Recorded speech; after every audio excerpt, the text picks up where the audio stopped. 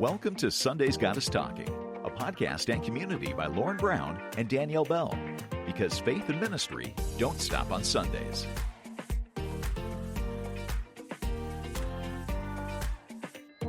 Welcome to Sunday's Got Us Talking, where ministry, family, and everyday discipleship just doesn't stop on Sundays. So that is why we are here. And Lauren and I are so pumped about season 3, and it's called New or Renew. So you may be here and you're like, I need something new in my ministry. Or maybe you've been around a while and you're like, I need some renewal. And that's what we're about this whole entire season. So if you need vision or you need something new, we're here for you. Yes. And today we are talking about something that every ministry leader experiences. They may not all want to talk about it, but here at Sunday's Got Us Talking, we are going to talk about it. And that is when things go wrong. And so behind every social media post or that staged backdrop that we take pictures, there is going to be a story. And to join us today to talk about it is our good friend, Taylor Johnson. So welcome. We're glad you're here. Yeah, thank you. I'm so excited to be here with you guys. Why don't you tell us a little bit about yourself, your ministry, your journey, and what you're up to these days? Yeah, absolutely. So I'm married. My wife, Janae, we've been married for a little over 14 years. Actually, it's about 14 and a half years. That half year matters. It does. We've got 3 kids, 10, 9, and 4, and they're all soon to be 11, 10, and 5. And so they actually today just finished the last day of school. So they are super pumped that it's summer break. So things are a little crazy around our house right now, but it's a fun season. I grew up in a Christian family. We were in church all the time, Sunday morning, Sunday night, Wednesday nights, and a lot of other nights of the week because my parents had a key for pretty much my but grew up in church and got saved when I was 7. My grandfather, who was a pastor, baptized me when I was 8, just a few months later. And believe it or not, when I was 9 is when I knew that God was calling me to ministry. Of course, at 9, I had no idea what that meant. I just thought I was going to be a preacher because that's all we had at our church. We didn't have children's ministers and missions ministers and worship ministers. He was it. Of course, when you're 9, you can't really do a whole lot with that anyways. But I just knew. And so I walked down the aisle and told my grandfather, I said, Grandpa, I think I'm going to be a preacher one day. And so, went through the next several years of life and got the invitation to be an intern in kids ministry when I was 17. I didn't want to do it at first. I thought, man, kids ministry is just babysitting with a little bit of Jesus sprinkled on top. And, when you're a naive 17-year-old boy, you think that's what it is. And really quickly learned that's definitely not the case. At least it shouldn't be. And how vital it is in the life of a church and the life of a family, and fell in love with it and was in kids ministry from, I guess it was 2003 until about 2 weeks ago. So I had no idea that that would be God's plan for my life, that I would be in kids ministry a long time. I really kind of thought I'll do kids ministry for a while, get my feet wet in ministry, and then I'll do something else. And the Lord just completely changed my heart on it. And I still love kids ministry, still love Next Gen Ministries, always will. But in the last probably 6 months or so, the Lord was making it clear that He was going to point me in a new direction. And so I've accepted a role at one of our campuses as the campus and teaching pastor. To be honest, it was pretty hard to make that shift, not just from taking a new role and being a pastor, but having to let go of kids ministry and Next Gen. There was definitely a releasing of that had to occur for sure. And so the Lord was faithful to do that. Not in that I don't love it anymore. I always will. It'll be a deep passion of mine. But so that's kind of where I'm at now, and kind of a 30,000 foot view of my ministry days. So. Yes, Taylor and I got to meet each other being on the Vacation Bible School team for Lifeway, the national team. So whole month of January, we travel around and teach. So we got to know each other really well. And when I heard about him moving to this pastor role, I was like, I can see it. The Lord is going to use him. And in children's ministry, you always want a pastor that is going to support family discipleship. And so I think that Taylor is going to be able to offer something special and great for his church, having that role in children's ministry for so many years. So Taylor, when you hear things will go wrong, what is the first thing that comes to mind in regards to ministry? How long is this podcast? Because Exactly. Everybody sit back. yeah. Oh man. I mean, probably the most obvious is not having enough leaders and volunteers. Having some of your tried and true volunteers quit or move or leave or whatever it may be, change churches. An event not going well. Having your budget cut. And having to navigate unexpected situations. I mean, the list goes on and on, but there's so many, but those are kind of probably, I mean, the first ones that come to mind. So those are probably pretty relevant for everybody listening. And when we're in ministry and we talk to each other, we like to say what's going what's going good, hey, here's what I did. But we want to be real with this one, and we know that not every event is a success story. So Yep. Taylor, I know you're going to have to probably think hard, but have you ever planned an event that just completely missed the mark, did not go as you had hoped, you had dreamed, you had your vision, and what was it like, and what did you learn from it when it just didn't hit the mark? Well, the answer is undoubtedly yes. Water's wet. So the answer is yes.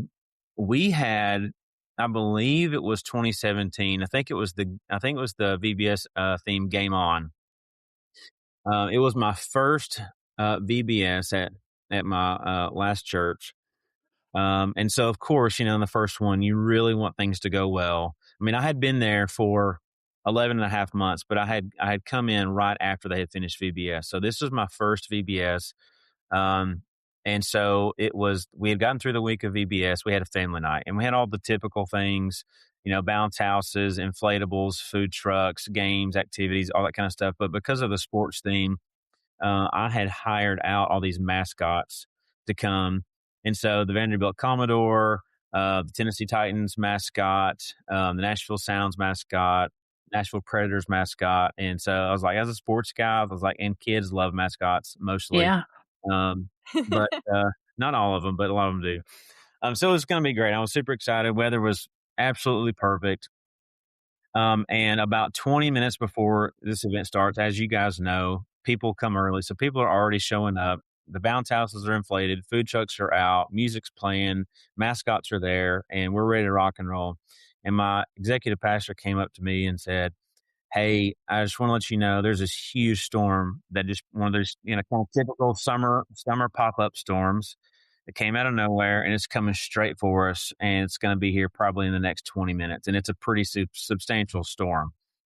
But I had a plan B, and so I was like, "No big deal. We'll just shift everything inside." So we started moving tables and communicating to food trucks and the bounce house people and doing everything we had to do to adjust. And as we started to adjust, the power goes out in the building. So we call, and at this point, the event is technically started. There's probably at this point, 300 to 400 people already there. And the power's out. So we called the electrical company and they said, it's due to this storm. It's going to be 3 to 6 hours before we can get the power back on. So my pastor, our executive pastor, and myself kind of huddle up, and they're like, "What do you want to do?" Like, no. This is not my call. Like, this is your call. This is flux. And I said, but I mean, objectively, the reality is there's a huge storm, lightning, rain, wind, all that kind of stuff. It's coming straight at us on the radar. And there's no power. It's going to be 3 to 6 hours. So we have to cancel the event. I get a megaphone, stand on a table, tell everybody I'm terribly sorry, but this is the reality. And so send them all home. And in addition to the food trucks, we had bought like 100 Little Caesars pizzas. And so we're leaving. I'm handing this family 2 or 3 pizzas. This family, yeah, you are. The mascots are loading up and leaving. The food truck people are leaving, and we owe them money now because they didn't make any money. The mascot people, they're in the car and they're leaving. And so within like 10 minutes of making the announcement that we were canceling, over half the people have already left. The power in the church comes back on and the storm went around us. So the sun's out, electricity's on, it's beautiful weather, and everybody's gone. Mascots, inflatables, food trucks, everything. And I'm just sitting there like, what in the world? It was my first one. And the only silver lining was it wasn't my fault. There you Right. um, but it's one of those things like, what could we have done? And honestly, unless we had like a backup generator or something for the building, maybe, but it's just so rare to have both the electricity go out and a bad weather situation at the same exact time. And so, that's kind of one you just look back at and laugh. Now it's kind of all you can do, kind of laugh so you don't cry. I lost some money, of course, but at the end of the day, it was out of my control. God knew it was going to happen for whatever reason. That's how it That's how it went down. But that one stings. But along those lines, though, sometimes those bad things happen and they are our fault.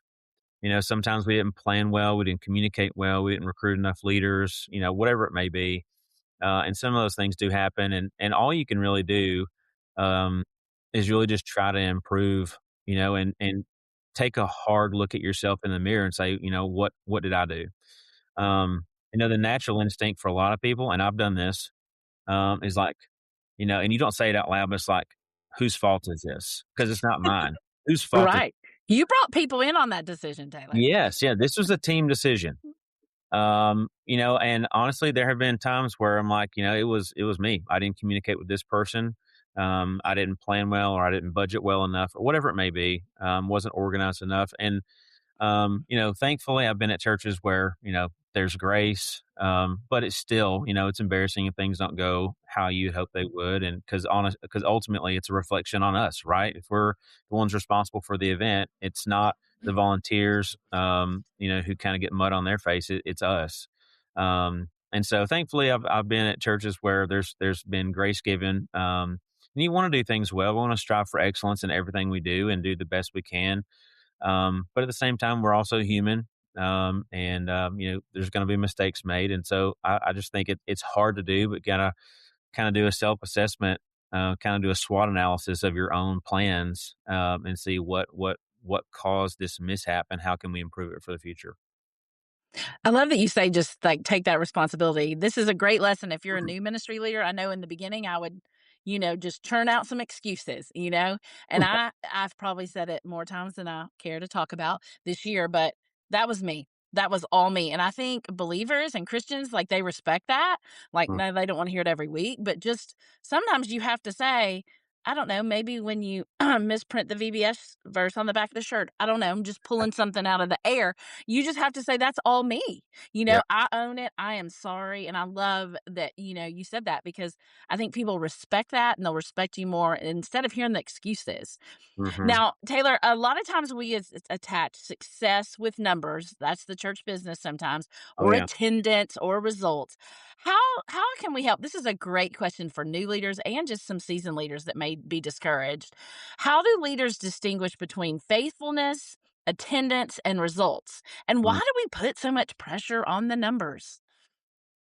I honestly don't know where that comes from. But I think numbers are attractive, especially big numbers. I'm sure you guys have too, but I've sat at tables at conferences, and one of the first things people say, almost to kind of size you up, is how big is your church, or how big is your kids ministry? I'm like, what does that even matter? Um, but it's almost like how, and pastors do the same thing. It's interesting. It's not even necessarily just churches. Like you see a news headline and it will say, 80,000 people came to this event. For some reason, that's how the world justifies what we're doing, to try to almost like to try to justify how good we are at our job. And it's a fine line because, like I said a minute ago, we want to strive for excellence. We want to do things well, and we do want things to grow. And whether it's good, right, or wrong, the reality is, if you go to your boss and you say the kids ministry has grown this year 36%, and you ask for a budget increase, there's a good possibility you're going to get a budget increase. But if your attendance is down 36%, but you want a budget increase, you're probably not going to get a budget increase. It's just the reality. And I think part of it is, attendance can be counted, budgets can be tracked, decisions can be reported, and faithfulness isn't a hard, tangible number. It's kind of invisible in some ways. And so, But I always think back to, like, Jesus didn't choose 3,000 or 4,000 people. He picked 12.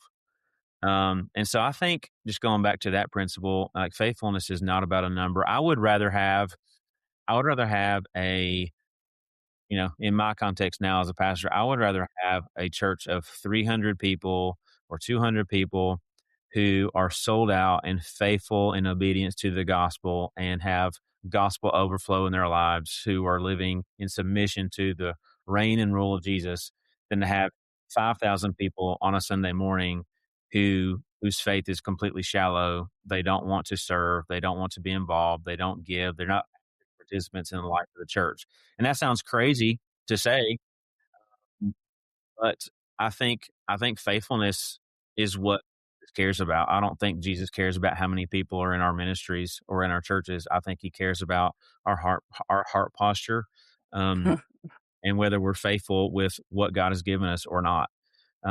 And so, and this, there are some churches, and anyone who's listening, I apologize if this is your context, but I know ministers who are at churches, children's ministers and next gen ministers, whose pastors or executive pastors um, who put numbers on them, for pressure. And if you don't baptize 10 kids in the next month, you're going to get written up. Or if you don't have 600 kids at VBS this year, we're going to have a conversation, and that's unhealthy. I don't think it's biblical. Um, and you're gonna have major staff turnover. So I hope in my leadership, what my staff sees in me is the opposite of that. Like, yeah, of course we want to grow. Of course, that'd be great. But like in Acts 2, it says, that the Lord added to their number daily. The Lord is adding to the number.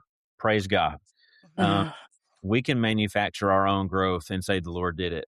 And it's not necessarily the case. And so, I think it's, all about being faithful, like you said, and it is a fine line, because the reality is how we justify budget and space and all those kind of things, and hiring new staff is all based on numbers. So numbers in and of themselves aren't bad. But I wish I could remember the name of the pastor who said this. I've repeated it so many times, but the pastor once said, I saw this on social media. He said, growth isn't always an indicator of healthy growth. He said, because weeds grow too. Oh, And that just hit me. And I was like, man, that is so true. Now, the weed mhm, has to be healthy to grow, but it's still a weed. right. So I don't know. It's a fine line that we walk in ministry. But hopefully, um, if someone who's listening to this, is feeling the pressure of, my identity as a legitimate kids minister or preschool minister, or someone who serves in next gen, is based on the number of kids or students in my ministry, it's just simply not the case. Um, are they hearing the gospel? Are they growing in their relationship with Jesus? And are you being faithful to point them to the gospel and to Jesus? And if the answer is yes, then if you only have 5 kids, who cares? If you have 500, that's great. But just be faithful with whatever numbers God has given you. I love that you say faithful with what you have, because we do have some smaller churches that might be listening to this podcast, and they Yep. may feel like they're doing something wrong because their numbers are so small, or they're in a Mhm. smaller church and it's not growing. But just to be faithful with what they have. I love that you said that. When we move on and talk about things going wrong, often that can bring in some ministry tension, right? Some tension there. And so when we're looking at volunteers and we have that tension, what advice would you give us to handle conflict? So when the volunteers call in late, or when they're not prepared for what they're about to do, or simply just kind of have a bad attitude that day, what is your best advice on helping those volunteers and helping that conflict and that tension when things go wrong? Well, I've never had conflict in ministry, so I don't even know what you're talking about. Don't we all wish? Oh man, if only, if only. Um, yeah, I think the number one thing is to not avoid it, not avoid the conflict. Mhm. That's, in my early days of ministry, I just thought, if I just I'm not, especially now, I've grown, been in ministry long enough now. I've learned, you're actually making things dramatically worse by avoiding the conflict and avoiding the hard conversation and neglecting the tension that's there. Um, because it just festers and it grows and eventually they leave or whatever it may be. And so the number one is not to run from it, but I think the second thing is, you know, in the moment, if possible, and if it's an appropriate time and space to address it right there when it happens. You don't want to do it in front of kids or in front of parents or other leaders. You don't want to embarrass anybody, but at the same time, just go ahead and address it in the moment, and not address it, a week or 2 or 3 weeks later, because kind of then it's water under the bridge. Um, but in addition to that, I think one of the ways that I have tried to help mitigate some of those things, it's not the perfect method, but to try to build a culture with your team, your volunteers, and your staff and leaders, that we're a team and we're all in this together, and to let them know that they're not just a cog in the wheel or a puzzle piece in the puzzle of my ministry, so to speak, that's necessary to make things happen. I mean, the reality is we do have to have them, and we know that. But if they don't feel like they're appreciated, if they don't feel like they're being invested in, that's just only going to kind of breed, division and conflict and tension, because then they're just not going to want to be there anyway. And so I think trying to build a healthy culture, stopping in and checking with your leaders, asking how you can pray for them so that they actually know you, you know them by name, how you can pray for them, what's going on in their lives, that helps a lot. But in addition to that, I think, knowing your people, loving them. And so when those hard conversations are necessary, if they come in unprepared, which does happen sometimes, I always just try to, kind of zoom out and say, like, is this characteristic of them, or is this kind of a one-off thing? Have I seen this before, or is this a pattern? Because how I'm going to handle it's going to be totally different. Like if somebody, like Lauren, I know you're always uber prepared. If you are one of my Sunday school leaders or life group leaders and you're always prepared, and then one Sunday you came in and you're not, I'm going to know, because of our relationship, and I know who you are and what kind of person you are and teacher you are. That's totally uncharacteristic of who you are. So I'm going to know something's probably gone wrong. You had a sick kid this week at the last minute, or your husband had to leave to go out of town for work, or whatever it may be. There's something going on, but I'm still going to touch base and just see what's going on. If it is characteristic, if there's a pattern where someone's coming in unprepared, or there's a poor attitude, or they're lashing out at a child, something like that, that obviously needs to be addressed, and kind of get to the root of it and just go to the basics, and say, like, hey, what's going on? I've noticed this, can you kind of explain what's going on and get a little bit more of the context for what's going on? It might be that they're kind of tired of leading and they're tired of teaching and they just don't want to do it anymore. Well, that's important to know too, because then it's not best for them, it's not best for the kids, and it's not best for you as a leader either. And so being able to say, well, let's talk through that, and let's talk through, what we need to do to get you in a better spot. And so that just all goes back though to the relationship with your leaders. And I think if you have a good relationship with your leaders and they have a good relationship with you, you're going to trust each other. And in doing so, when a hard conversation is necessary, it's not personal. We're able to just say, hey, let's talk about this, and they don't feel attacked, and we don't take it personal. And so that's kind of my approach. I love that you're talking about relationships, because we have another episode with Bill Emiott, and he's Oh all yeah. talking about relationships and how important that is over programs. And I think it Mhm. feeds into this well. When things go wrong, the relationships we have with our volunteers and our parents will help us. Yeah. Um, Especially if it was our mistake, that for a little bit more grace when we have those good relationships set up. Good. And so, as we're talking about parents, I know we were just talking about volunteers, but when we look at parents, when we're handling people's children, whether they're students, children, preschoolers, there's a different level of responsibility there, and sometimes parents think we might not be handling that correctly, so there's going to be some criticism there and some conversations. So, what advice, if any, different would you give us? Yeah. Honestly, I mean, kind of go back to what I just said, about the relationship. Do I know this family? Are they new? Are they new believers? And this is, a real example. This happened maybe 6 months ago. Um, had a new family, and they came in and they were critical right out of the gate. They were unhappy multiple Sundays in a row. There was some lashing out kind of in an open setting twice. And then I found out that neither one of the parents are believers. Um, Mhm. Now, can that still happen with believers? Yes, but we have different expectations of believers than we do non-believers.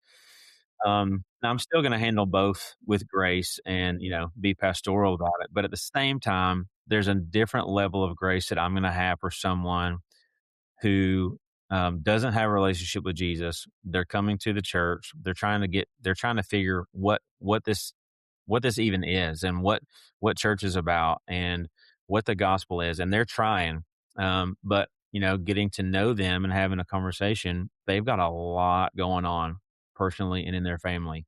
So I was able to go to the rest of my team and to go to some of our volunteers and say, hey, I know what they did and what they said wasn't great, wasn't appropriate. However, I can't give you all the fine details of what's going on in their life, but I can tell you they're not believers. Here's a little bit of kind of vague context for there's some personal things going on. We need to give them an additional amount of grace. And Um, that changed the whole thing. And over time they adjusted and, they did great. And so, but there are also some times where your people who have been at your church for years and years and years all of a sudden get critical about something that you've done or the way that you're doing something, and they question it. And in my early days, I wore my heart on my sleeve, and I would get down in the dumps because, as you can have 100 parents in a row say, you are the greatest children's minister that ever walked the face of the earth. And our children, have grown so much under your leadership, blah, blah, blah. And you have one parent out of 100 who give you critique. And that's the only thing you'll think about for yeah. days and days and days. I wish we weren't wired that way, but at least I am. And especially I was, over time you grow a little bit thicker skin, Yeah. because critique just happens more and more over time. But it used to really bother me. And I finally got to the point where I'm like, I don't think this is personal. Most of the time, if someone, because there's a difference too in having a critical eye and a critical and you can kind of identify that, and so in my mind, the people, I'm always willing to accept critique. It doesn't always feel good, but I know I'm not perfect. There's things that decisions that I make that they may not be the best decision to make. But I try to help them understand this is the decision we made. This is why we made it. Help them to understand. People may not always like it, and I understand that. But in doing so, um, sometimes you'll have people who are overly critical, or there's kind of a pattern of critique. And so the critical heart kind of starts to come out. And so I try to welcome critique as much as I can, but also at the same time, understanding that some people are just critical people. And so those are hard conversations to have too. And navigating those conversations are hard because in my experience, sometimes there are just some people that doesn't matter how hard you try, no matter what you do, there are just some people that are never going to be pleased. I've kind of joked. You can cut this out if you want to, but I've said though that there are just some people that if we handed $100 bill to every single person on their way out the door, there would be at least one or two people who complain that it's not in tens and twenties. Mhm. Yeah. It's just I can see that. it's just the truth. 99% of people are fantastic. They're amazing people. And so if, it's just that like 1 or 2% that sometimes, are a little bit more vocal. But my kind of posture to that is if someone who is super involved in the church, they're there all the time, they're contributing to the life of the church, and they give me constructive feedback or they're critical, I'm more than happy to listen because they're all in. But it seems to be the case most of the time is the people who are the most critical are the least involved. And so just try to take that critique with a grain of salt, and if it applies, they may be right. So it's hard. No one likes to be critiqued, whether it's, constructive or whether it's not. But it's hard. It's hard because we don't like to be told that we didn't make a good decision or that our event wasn't what they thought it was going to be or our ministry isn't the best fit for them because we think, no, kids ministry is where it's at. Like, kids ministry at my church is awesome. Like, what are you thinking? But understanding it's not always the best fit for everybody, and that's fine. So try to just develop some thick skin. Try not to take it personal, because most of the time it's not. So if you're listening and you're new, you're going to get critique. You need to hear it right now. You need to hear it. It is hard, hard, hard. Ministry is just hard. If nobody told you that, let us be the first to welcome you with that truth. And if you're listening and you feel beat up, this is encouraging that you're not alone. And I think we all got to remember that we answer to the Lord, and that is who we want to please. And there's 2 pieces of advice I've been given that help me, because, I am a pleaser. I wore my heart on the sleeve and ran from confrontation. Now I'm like, let's just deal with this and move on. But one of them is, if it's somebody and I love that you talked about that, Taylor, that your people and they're not acting like themselves. Assume there's something going on you don't know. We're quick to assume it's our fault and they don't like me. We all, we're so me-centered. Assume there's something going on in their life we don't know, and give them some grace, And then the second piece of advice, when I started speaking, and we get the evaluations back in, and people can be brutal when they're not putting their name on something. Yeah. And somebody once told me, if one person tells you have a tail, you ignore it. If 10 people tell you have a tail, you may want to turn around and check. So we've all got that one person that's going to tell you you're doing it horrible. Yep. Sometimes you just got to let that go. But if you've got, some people coming to you going, hey, this event stunk, and it's 10 people that you trust, you need to check it out. So I've had to remember that with me, to take it and know when I have to really evaluate and when I don't. Yep. But Taylor, this one's going to get a little personal, because sometimes the thing that's wrong is us. We might be a mess. Yep. And because, as I just said, ministry's tough. It's hard. So what are some signs you look for, maybe you've experienced, that a ministry leader is moving towards burnout? And what have you done when you've needed like renewal? Yeah, no, that's a great question, and I think it's super relevant. Unfortunately, and I know you both have seen this too. But ministry burnout happens all the time, and I feel like it's always happened. But I think because of the day and age of social media, we hear about it a lot more than we might used to, and I think it happens even more than we probably know about, because we typically hear about it from uh, you know well-known pastors, worship leaders, people who have quite a following. We hear about them, but we don't hear about the children's minister at this small church in, Southern Mississippi or West Tennessee. We hear about the big names that people are familiar with because people recognize them. But I think it happens, unfortunately, a lot more than we realize. And one of the things that unfortunately, I've seen it happen in ministry. I've had some friends who have burned out. And one of the things that I've learned is that ministry burnout is never sudden. It's death by 1,000 paper cuts. Um, that old phrase of, like, if a ship out at sea gets off course by 1 degree, you don't notice it, for a few hours or a couple of days, but over the course of a week, you're 1,000 miles off course. And so it's gradual and often unseen and unnoticed. Um, and so my former senior pastor said this, and I never forgot it. He said that ministry leaders don't explode, they implode. Uh, Mm. and I've just found that to be so true, because you don't hear about, a pastor going into a mall and, setting off a bomb or doing a shooting where they physically explode outwardly. It's inward destruction. It's moral failures, things like that. And so I think, when I had a friend who called me one day, children's minister at a big church. He was well known. He spoke at a lot of conferences and called me and said that he was no longer going to be in ministry and he was disqualified.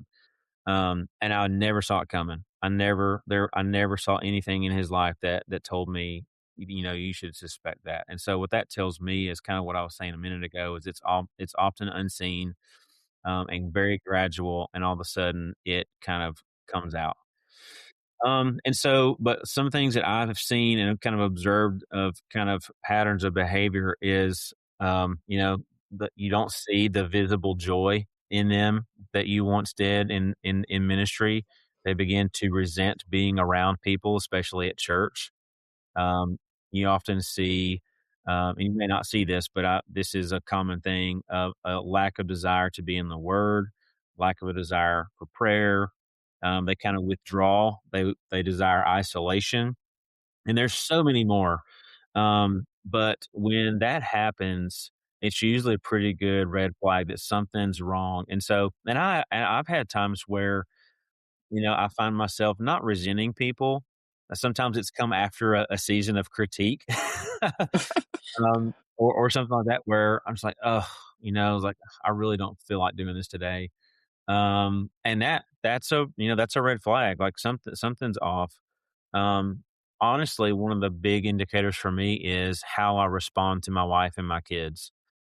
Um, Uh, if I am being impatient with my wife and kids, if I'm being short tempered, or I'm making something that should be a 2, I act like it's a 10 and it's something small. I'm like, something's going on in my heart and I needed to address this. And so that's when I think we really need to run back to scripture. We need to run back to the word. We need to be really dedicated and diligent about our prayer life. And I think that's where it's super important that you have 2, 3, 4 people in your corner who know you, who love you, who you can trust, you can be completely transparent with. You can say all the things you're struggling with, all the things you're frustrated with that your pastor said or your boss said, or whatever it may be that's really burdening you, who can say, hey, we're recognizing like you're off 2 or 3 degrees and we don't know what's causing it, but we see it and we want to let you know. Like I said, that all goes back to relationships, and knowing like those people are not out to get me. Those people are for me. And so when they say, hey, we're noticing, you're short tempered with your spouse, or, you seem like you've lost some joy, or, how long has it been since you've been in the word for you and not in preparation to teach something? Um, because of that relationship, and they love you and they are for you, you listen.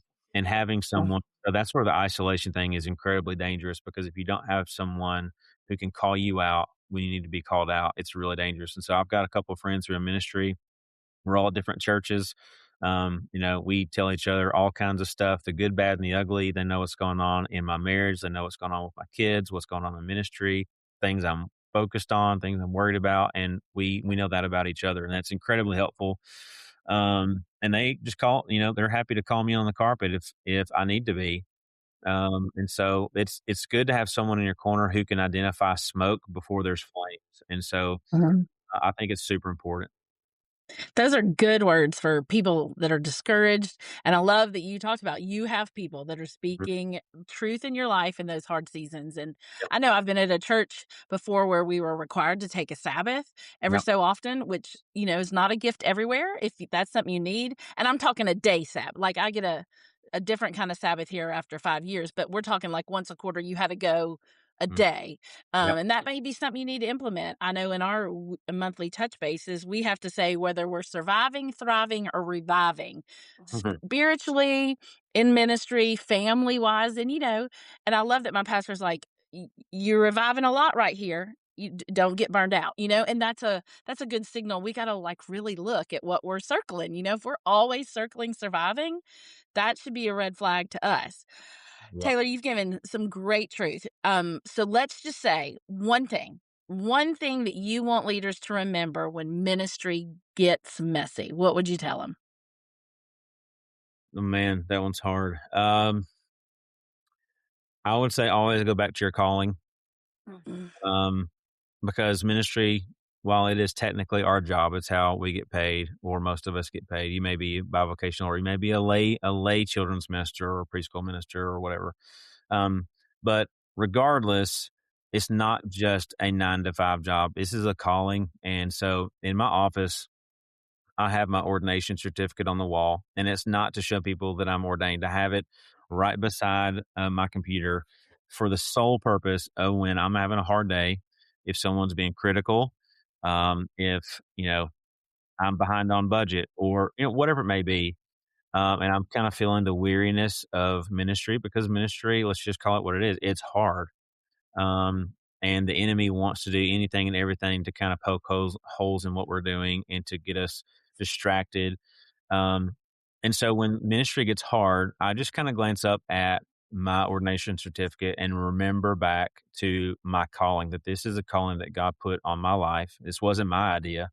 I'm so thankful that it is my calling, that God gave it to me. It's a gift, but it's hard. And so I think it's super important to go back to our calling, because that's what ultimately sustains us. That this was a God given calling on my life or your life to do this particular role. And, ministry seasons and assignments may change, but ultimately God has called you to ministry, and rest in that calling. And even more, even more so than that, go back to the gospel. We need to preach Mm. ourselves every single day that this isn't about me. It's not about my ministry or my budget or any kind of accolades or speaking opportunities or whatever it may be. This is first and foremost about the gospel and pointing the next generation to Christ or the church to Christ, or whatever your context is, and go back to the calling and say, you know what, today's hard, but there's always tomorrow, and he gives us new mercies every morning. And so today's going to be hard, but tomorrow's a new day, and I'm going to rest in my calling and know this is exactly where God's called me to be. Yeah, Taylor, you have been such a great guest today. You've talked transparently and honestly about some issues that are just tough in ministry, and I appreciate you saying that about the calling.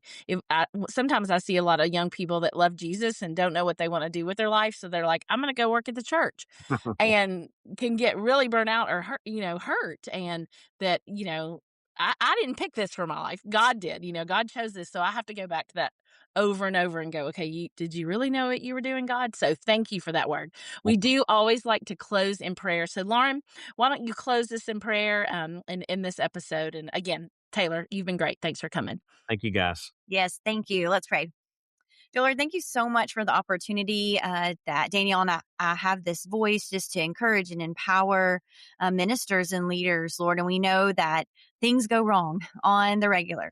Lord, there's volunteers that aren't showing up or criticism that's being had, Lord. I'm just so thankful for a community of leaders that we can come together and encourage one another and lift up one another. So for the listeners that are listening, Lord, I just pray a blessing and an extra just strength for them as they go throughout their day. If they are feeling burnt out or if they are struggling with tension in ministry, Lord, we just ask that anyone right now sitting in this moment, listening, Lord, feels your presence, feels your comfort, Lord, and that you remind them and you remind us of the calling and the gift that you've given us to do what we get to do, Lord. We get to wake up every day. We get to work with families and leaders and volunteers, Lord, to spread the gospel, to share the gospel, to let those that we're talking to learn a little bit more about you every time that we meet in our small groups or in our events or our activities that may or may not go well, Lord. Our intent is to help others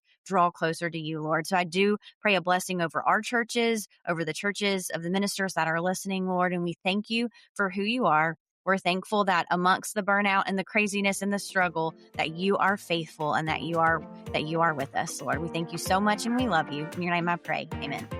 Amen. Thanks for joining the conversation today. Be sure to join the community at SundaysGodIsTalking.com and on your favorite social media platform.